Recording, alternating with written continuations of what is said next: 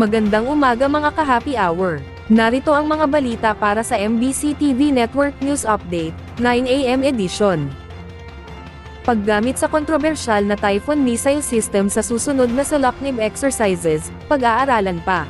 Pag-aaralan pa ng Armed Forces of the Philippines at US Army kung gagamitin na sa susunod na Salaknib exercises ang kontrobersyal na Typhoon missile system.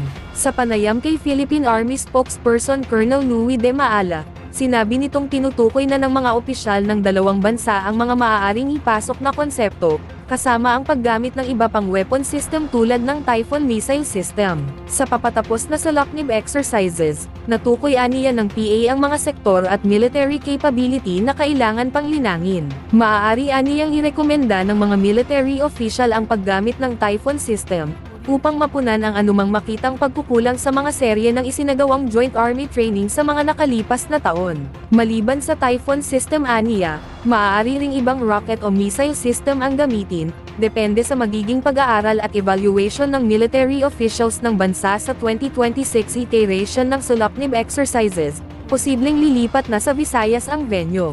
Ayon kay De Maala, target ng PA na magamit ang lahat ng mga strategic area sa Pilipinas, sa ilalim ng naturang military simulation. Maaari aniyang sa mga susunod na taon ay tutunguhin din ng US at Philippine Forces ang Mindanao, salig sa prinsipyo ng archipelagic defense concept ng bansa. Samantala, student lane sa MRT3 at LRT2, binuksan na. May sariling lane na inilaan para sa mga mag-aaral ang pamunuan ng Metro Rail Transit Line 3 at Light Rail Transit Line 2. Ayon sa Department of Transportation, nalayo ng nasabing lane ay para mapabilis ang pagpila ng mga mag-aaral. Mula kasi noong ginawang 50% na ang diskwento mula sa dating 20% sa mga mag-aaral, ay tumaas ang bilang ng mga mananakay na estudyante. Lahat ng mga mag-aaral kabilang ang mga postgraduate programs ay required na magpakita ng kanilang student IDs sa kasalukuyang taon o ang pruweba na sila ay naka-enroll para makakuha ng diskwento. Sinabi naman ni DOTR Secretary Vince Dizon, na ang hakbang ay para mapabilis ang pagpila at nang hindi na maantala sa pagpasok ang mga mag-aaral. At yan ang mga balita para sa MBC TV Network News Update, 9 AM edition. Abangan ang mga susunod na balitaan mamaya, para sa 10 AM edition.